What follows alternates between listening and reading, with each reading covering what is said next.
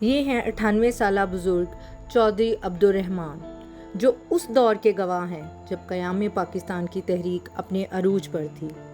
ना सिर्फ पाकिस्तान बनते देखा बल्कि तहरीक आज़ादी में अपना किरदार अदा किया।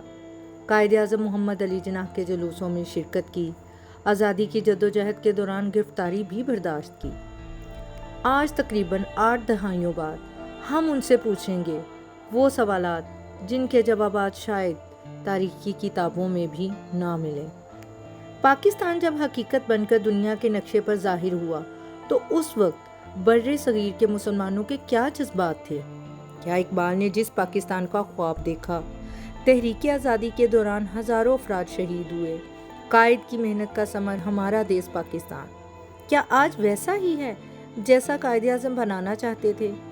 आइए इन सवालात के जवाबात जानते हैं चौधरी अब्दुर्रहमान से। पाकिस्तान जिंदाबाद। पूरा टाइम्स के साथ मैं हूँ शाज़िया हादी। नाजरीन, इस वक्त हमारे साथ एक ऐसी शख्सियत मौजूद हैं जिन्होंने तहरीक पाकिस्तान के दिन खुद अपनी आंखों से देखे, पाकिस्तान बनते हुए देखा और कायद-ए-आज़म के जलसों में शिरकत भी की। नाजरीन, इनकी उम्र तकरीबन 100 साल के करीब है। आइए इनसे बात करते हैं और जानते हैं कि ये पाकिस्तान इन्होंने कितनी जद्दोजहद और कुर्बानियों के बाद हासिल किया। अस्सलाम वालेकुम। वालेकुम अस्सलाम। कैसे हैं आप? ठीक है, बिल्कुल। सबसे पहले तो आपका बहुत शुक्रिया, आपने अपनी कीमती यादों में हमें शरीक होने का मौका दिया। अच्छा बाबा जी, आप मुझे ये बताएं कि जब पाकिस्तान की तहरीक चली तो आपकी उम्र उस वक्त कितनी थी? मैं तकरीबन 16-17 साल का 16-17 साल की उम्र थी मेरी। अच्छा, मेरी 30 की पैदाइश है ना, ठीक है। फिर 16-17 साल की उम्र थी मेरी। अच्छा, तो क्या और मैं बढ़ चढ़ कर मैं बड़ा वर्कर था मुस्लिम लीग का। तो जब आप मुस्लिम लीग में आपने शिरकत की तो आपने किसी अपने बुजुर्ग को देखा था उसमें इन्वॉल्वमेंट होते हुए, या खुद ही आप में ये जज्बा आया कि पाकिस्तान की तहरीक में मुझे भी हिस्सा लेना चाहिए? ये देखो, जब कायद-ए-आज़म ने जो ऐलान किया था पाकिस्तान के तरफ, उसके बाद हम ज़्यादा तेज़ हो गए पाकिस्तान बनाने के लिए। अच्छा, इससे पहले हम इकट्ठे हिंदू सिख जो थे वो सब इकट्ठे जुलूस निकालते थे अंग्रेजों से आज़ादी लेने के लिए। अच्छा, जब 40 के बाद हमने सिर्फ अपने मुसलमान पाकिस्तान बनने के लिए एहतजाज करते थे। अच्छा, अच्छा, आपने कायद-ए-आज़म को देखा हुआ? हाँ, 1940 में मैं 10 साल की उम्र से अपने बाप के साथ गया था। वो हमारे महल्ले के ड्राइवर थे बख्शी राम, उसकी गाड़ी पर। उस वक्त गाड़ियों में सीटें नहीं होती थी, वो ट्रैकन वहाँ बने होते थे, उसमें लकड़ के बेंच रखे होते थे, वो बेंचों पर बैठते थे।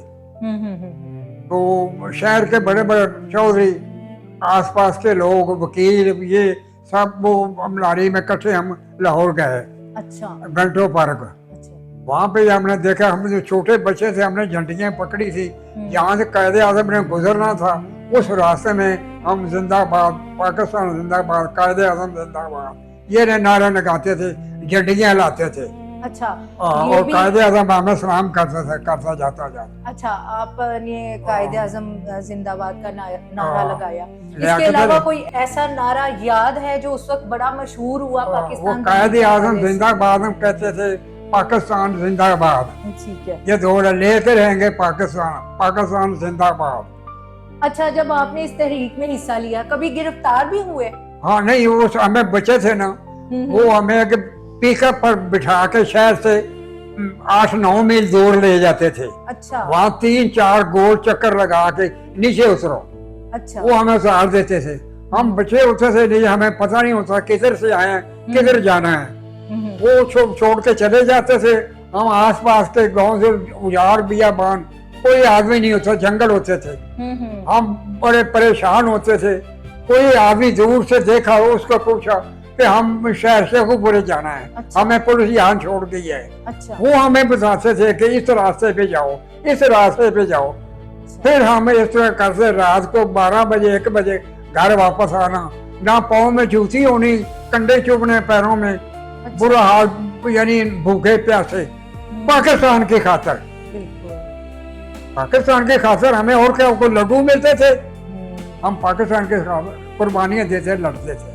तो पुलिस थाने में जाते थे तो पुलिस वाले हमें बाजू खड़े करके दीवार के साथ खड़े करते थे अच्छा बच्चों को, फिर कहते एक दूसरे को थप्पड़ मारो, वो एक दूसरे को थप्पड़ मारो, कान पकड़ो, ये सब कुछ होता रहा। ये नहीं इतनी हम जेले जब जुलूस निकलते थे बड़ों को पकड़ के ले जाते थे थाने में, हम गलियों में छुप जाते थे। वो जब चले जाते थे हम फिर गलियों में लेके जुलूस निकालते थे। अच्छा बाबा जी, आप पाकिस्तान बनने से पहले भी शेखुपुरा के ही रिहायशी थे? हाँ, हम इधर बिल्कुल, क्योंकि मेरे जो परदादा थे सरदार गोपाल सिंह वो मुसलमान हुआ। ठीक है। वो सन रंजीत सिंह की फौज में सूबेदार था, वो शेखुपुर में मुसलमान हुआ। उसके एक लड़का पैदा हुआ मीरा मठ, ये सन 1857 जंग आजादी में वो दिल्ली शहीद हो गया, जिसके बदले में उसके एक बेटे को ऐसा जो सुधारा सन 1876 में अंग्रेजों ने पहले लिया उसको। बाद में वो तरक्की करता 1890 में डिस्ट्रिक्ट इंस्पेक्टर मुल्तान हुआ, 1903 में वो फौत हो गया। अच्छा बाबा जी, मुझे बताएं, जब 14 अगस्त को ऐलान हुआ कि पाकिस्तान बन गया है, तो उस वक्त लोगों के क्या एहसास? हाँ, मैं उस वक्त अपनी हमशीरा, मेरी डस्के की उसकी शादी हुई थी। अच्छा। मैं अपनी हमशीरा को लेने के लिए डस्के गया हुआ था। अच्छा। मैं उस चौरी सरफुल्ला खां का छोटा भाई चौरी शकरुल्ला खां उसके घर में ठहरा हुआ था, वहाँ ये अनाउंसमेंट हुई। अच्छा। अनवर बजाद कोई रेडियो में जो अनाउंस करता था, अनवर बजाद उसका नाम था। अच्छा। रेडियो में जो बोल रहा था कि पाकिस्तान ये जिले जो आए हैं, ये पाकिस्तान में ये जिले इंडिया में। तो वो शकरुल्ला खां अपने भाई जफरुल्ला खां से झगड़ा कर रहा था, तो उन्हें गुरदासपुर और फिरोजपुर अमृतसर जिला क्यों नहीं इस पाकिस्तान में यानी लाए गए। ये उस वक्त की बात है। तो जब ये दोनों थे, हम लोग जो मुसलमान थे दिए जलाए। अच्छा। सरसों के तेल के मिट्टी के दिए जलाए। अच्छा। इस खुशी में, और ये उस वक्त में यानी देखें चढ़ाई। उस वक्त क्या था गरीब लोग नमकीने और मीठे चावल गुड़ वाले ये पका के तकसीम करते रहे। अच्छा। मस्जिदों में जाके नफल पढ़ते रहे, खुशी का इजहार करते रहे। पाकिस्तान बनने से पहले सिख हिंदू ये बड़े बड़े ओहदों पर फायज थे। अच्छा। मुसलमान जो थे ना वो कुछ भी नहीं थे। अच्छा। ना उनका कोई कारोबार था, ना कोई फैक्ट्री कारखाना था। हिंदू जो थे सिख थे उनके फैक्ट्रियां कारखाने भी, वो तालीम में भी आगे, वो जिले में जो कचहरियां जो दूसरे महकमे अफसर भी थे। मुसलमान पीछे रह गए थे। हमें ये था कि अगर पाकिस्तान बन गया तो इन सीटों पर हम बैठेंगे। अच्छा। हम अच्छी तालीम हासिल करेंगे, हम फायदा उठाएंगे पाकिस्तान से। तो फिर तो अब ये पाकिस्तान बन गया, जो पुराने आदमी हैं हमें तो वो कोई पूछता ही नहीं है। अच्छा, बुजुर्गों को ना पूछेंगे तो इनको कैसे हिदायत मिलेगी। बिल्कुल। अच्छा बाबा जी बताएं, उस दौर के लोगों ने पाकिस्तान के लिए बहुत कुर्बानियां दी बहुत थी। तो क्या आज की नस्ल को कुर्बानियां, देखो जी, जब महाजिर आए तो हम लोगों ने सब उनको यानी उनको रिसीव किया। अच्छा। उनको देगे चावल खिलाते रहे, उनको रोटियां खिलाते रहे, उनमें को वफात उसको दफनाते रहे, जो बीमार से उनका इलाज करवाते रहे। अच्छा। वो भी तो हमने महाजन को रिसीव किया जब आए, तो उस वक्त तो वो महाजर जो रोते थे कि हमारी बेटियों को उठा ले गए, हमारे भाइयों को कत्ल कर दिया, तो उस वक्त हम मुस्तसिब हुए कि ये पहले तो हम लोग इकट्ठे रहते थे, हमें इतना कोई लड़ाई झगड़ा नहीं था। जब महाजर आए तो उन्होंने बताया कि हमारे साथ ये जुल्म किया, फिर हमें इस बार बदले कि अब इनसे बदला लेना। फिर शेख करामतुद्दीन ने लियाकत अली वज़ीर आज़म को फोन किया कि हम उस मुसलमान कमजोर से उनका मुकाबला नहीं कर सकते थे, तो यानी बलोच रेजिमेंट का 100 जवान आया दिन के 2 बजे, रामगढ़ा जो मशहूर है सिखों का, वहां पे तो आके उन्होंने वो वहां पे यानी कार्रवाई शुरू की। आगे हम उनको बताते जाते थे कि ये महल्ले यहाँ ये हिंदुओं के हैं। अच्छा। तो वहां आके वो अटैक करते गए थे, यानी शाम को 7 बजे सारे शहर को वो फतह करके हिंदुओं को खत्म करके कत्ल करके फिर वो क्या नाम है वापस मिलिट्री चली गई। शाम को 7 बजे। आपने अपनी आंखों से ये सारा हाँ, मैं आगे था आग लगाने में, बिल्डिंगों में आग ना लगाते तो ये किस तरह बाहर निकलते। अंदर इतना उन्होंने असरा जमा किया हुआ था। रात के 12 बजे 2 बजे जब आग शिद्दत अख्तियार कर गई तो इतनी बम्बों की आवाज बरूज की आती थी कि हैरान होकर कि यहाँ बमबारी हो रही है। हमें ये पता ही नहीं था कि इन लोगों ने अंदर बरूद जमा किया हुआ है, ये हमारे दुश्मन है। हमें ये हम कोई खबर नहीं। ये पर रात जब आग लगी इनके घरों को, वो बरूद को आग लगी, वो फटा बरूद, फिर हमें पता लगा। उसके वजह से वो बरूद फटा तो जो शेखुपुरे के नजदीक गांव से उन तक आवाज गई, फिर वो लोग निकले कि ये जो क्या शेखुपुरे पर ये हमला हो गया, ये इस तरह हो गया। तो उस वक्त ये हुआ हाल। अच्छा। हाँ, इससे अच्छा पहले बाबा जी मुझे बताएं, आज की नौजवान नस्ल जो है, आज के जो लोग हैं, उनको आप क्या पैगाम देना चाहेंगे? पैगाम के सादगी अच्छी चीज है, शराफत अच्छी चीज है, नज़्म ज़ब्त अच्छी चीज है, डिसिप्लिन अच्छी चीज है। ये आपे से बाहर हो गए हैं, ये नहीं होना चाहिए। ये खुदा का शुक्र अदा करना चाहिए कि हमें बड़े बड़े ओहदे, बड़े बड़ी चीजें ये मिली हैं जी।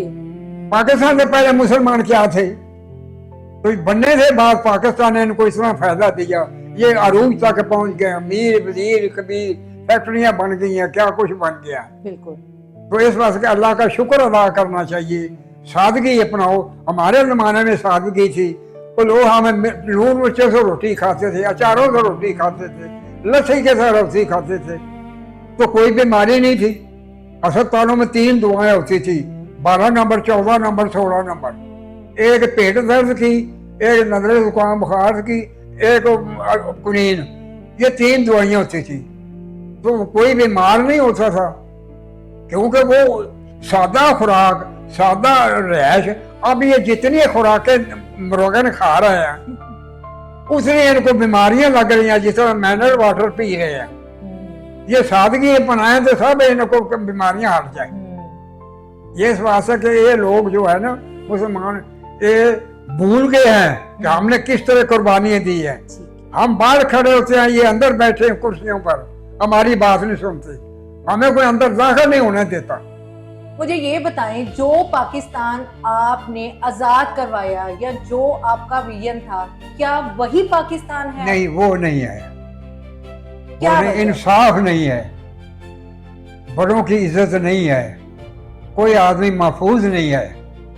ये अफसोस है। ये सियासतदान आपस में टकरा रहे हैं, अवाम का किसी को ख्याल नहीं है। ऑफिसर जो हैं वो गुरूर से कबर, वो एयर कंडीशन कमरों में बैठे हैं, उनको क्या पता कि बाहर क्या हो रहा है। घोड़े जो थे तो बरामदों में खड़े होते थे, घोड़े जो थे अपने दफ्तर के बरामदों में खड़े होते थे और वो खुद आवाज देते थे शायरों को कि आपका क्या मसला है। तो ये बंद कमरे में बैठे हैं, ये क्या इंसाफ देंगे? इनको खुले होकर आवाम की बात सुननी चाहिए। हमारा जमाना सस्ता था, इस वास्ते। आपने सियासतदानों का बताया, क्या कभी सियासतदान से, किसी हुक्मरान से आपकी मुलाकात हुई है? हमारी सियासत ये यानी शहबाज शरीफ थी। अच्छा। ये इनकी एफ ब्लॉक में कोठी है। अच्छा। मेरी हमशीरा 114 से माल टाउन में थी। मेरी हमशीरा, मैं भी मार हो गया, उसके पास ये साथ ही इनकी कोठी थी। मैं इनके घर चला जाता था। अच्छा। इससे पहले शरीफ जो है वो 1952 में, अच्छा, यहाँ एक अली मोहम्मद था बर्फ फरोश। अच्छा। वो पीछे जाती उम्रे का था, महाजर होके आया, वो बर्फ लेने जाता था। इस शरीफ ने, इनके बाप जो है, वो सुल्तान की सलाह के सामने बर्फ का कारखाना लगाया था। अच्छा। ये अली मोहम्मद वहाँ बर्फ लेने जाता था, हम इसके साथ गाड़ी पे बैठ के सिनेमा देखने के लिए वहाँ भी लौट जाते। तो उस वक्त शरीफ के यहाँ खाना खाते थे, वहीं सोते थे सिनेमा देख के। तो उस वक्त का वो वाकफ था। तो वो मैं हमशीरा के मेरी कोठी बाल टाउन थी, इस वजह से वो उससे मेरे ज्यादा और तलकात हो गए। दोपहर का खाना भी इनके कोठी में खाता था और जोर की नमाज भी वहाँ पढ़ता, असर की भी नमाज पढ़ता था, फिर मैं शाम को घर आता था। दूसरे इनके साथ कोठी गवर्नर गुलाम जानानी, वो शेखुपुरे का था, वो भी मुझे जानता, मेरे बाप का दोस्त था। सरदार खान उसका बेटा गुलाम जलानी, वो भी साथ उनको कोठी थी। अच्छा, मुझे बताएं, जब पाकिस्तान बना या बन रहा था, मुझे ये बताएं कितनी कत्लो गारत हुई, क्या क्या हुआ? कत्लो गारत यानी कि हमने ये तो कह रहे हैं ना, अब मार का हक ये मार का हमने किया, अच्छा हमने एक हिंदू नहीं जाने दिया। अच्छा, जब ये कत्लो गारत का सिलसिला शुरू हुआ तो उस वक्त क्या मुसलमान एक दूसरे की मदद करते थे? किस तरह से एक दूसरे के साथ नहीं, साथ दिया? उनसे मिलिट्री अटैक किया ना। अच्छा, हमारा तो ये कि हमने किसी को नहीं मारा, आपने नहीं मारा, लेकिन ये लेकिन बताएं कि फौज किस ने तरह- मारा, जो बलोच रेजिमेंट थी उसने मारा। हमने तो सिर्फ वो मुसलमानों ने आपस में किस तरह से एक दूसरे के हम साथ आपस ताउन में एक किया? दूसरे का कोई झगड़ा नहीं था, क्योंकि मुसलमान महाजर- हिंदू। जब ये महाजर आए तो फिर उन्होंने बताया कि हमारे साथ ये जुर्म किया, फिर ये हमने कहा कि अब इनको करो। तो उस वक्त जो साजो सामान उस वक्त इकट्ठा शहर हुआ- खुला हुआ था, मशीनें चल रही थी, पंखे चल रहे थे, रेडियो चल रहे थे, ये सब मिलिट्री ने अटैक किया। किसी को ये ताला लगाने की जरूरत ना भाई, उससे भड़काते गए। अच्छा, तो ये बताएं कि काफी ज्यादा सामान सुना था हिंदुओं का यहाँ पे रह गया, या जब महाजर आए तो किस तरह से इस साजो सामान की उन्होंने ये बड़ी हुई दुकानें थी, तकसीम- लालों की हिंदुओं की बड़ी हुई दुकानें थी, महाजनों को बड़ी हुई दुकानों पर बिठाया। तो ये सारा मेन बाजार में एक मुसलमान था, शेख अब्दुल, बाकी सब हिंदू थे। आप देखो सारा मुसलमान है। अच्छा, उस वक्त एक रोटी की क्या कीमत थी? हाँ जी, एक रोटी की क्या कीमत थी? एक कितने में पैसा, यानी 1 रुपए के 64 पैसे होते थे। अच्छा, 1 रुपए की 64 रोटी। आज देखो क्या हाल है। उस जमाने में स्टेशनों में आवाज होती थी कि पैसे की रोटी दाल बफत। तो आज देखो वो एक लोग पुराना जो थे वो कहते हैं भाई एक वक्त रूस आएगा, एक वक्त रूस आएगा, रोटी रुपए की बकाएगा। अब रुपए की 20 रुपए की होगी। अब आप बाबा जी ये मुझे बताएं, आप पाकिस्तान किस तरह का देखना चाहते हैं? हम तो ये देखें जो जिसका हमने तसव्वुर किया या कायदे में किया, हमने किया, वो नहीं है। ये दुनिया वो नहीं रह गई है। कोई प्यार मोहब्बत इंसानियत नहीं रहेगी। एक दूसरे को नीचा दिखा रहे हैं, एक दूसरे पर जुल्म कर रहे हैं, ठीक है। तो वो नहीं, तो सादगी नहीं है, जिसकी वजह से ये सारे होटल बने। हमारे जमाने में कोई होटल ही नहीं था, ये तंदूर होते थे, पैरों पर बैठ कर रोटी खानी, और वो कोई थाली प्लेट चम्मच नहीं थी, रोटी के उत्ते दाल करनी लगे पर। ਅਸੀਂ ਉਸ ਜ਼ਮਾਨੇ ਜਿਹੜੇ ਮੁਸਲਮਾਨ ਸਨ, यूं ਪੁਰਾਣੇ ਸ਼ਹਿਰੋਂ ਸਕੂਲ ਆਉਣਾ, ਰਾਹ 'ਚ ਮੰਦਰ ਸਨ 5-6, ਸਵੇਰੇ ਸਵੇਰੇ ਮੰਦਰਾਂ ਦੇ ਵਿੱਚ ਪਿਸਤੇ ਬਦਾਮ ਪਾ ਕੇ ਹਲਵਾ ਪਕਾਇਆ ਹੁੰਦਾ ਸੀ। अच्छा बाबा जी मुझे ਅਸੀਂ बताएं, ਉੱਥੋਂ ਉਤਰ ਕੇ ਉੱਥੋਂ ਹੁੰਦਾ ਖਾਂਦੇ, ਅਗਲੇ ਮੰਦਰ ਉਹਦੇ ਆਪਾਂ ਦੇ ਸਕੂਲੇ ਪਾਉਂਦੇ। कौन से स्कूल से पढ़े हैं शिव? ਹੈਡਮਾਸਟਰ ਬਿਲਰਾਜ ਸਿੰਘ, अच्छा, ਕਰਤਾਰ ਸਿੰਘ ਹੈਡਮਾਸटर, अच्छा केशव लाल या ना मैथ का मास्टर। बाबा जी आपका बहुत शुक्रिया, आपने अपने कीमती वाकयात हमारे साथ शेयर किए। आपकी तशरीफ आवी का एक दफा बहुत ज्यादा शुक्रिया। आपको अल्लाह खुश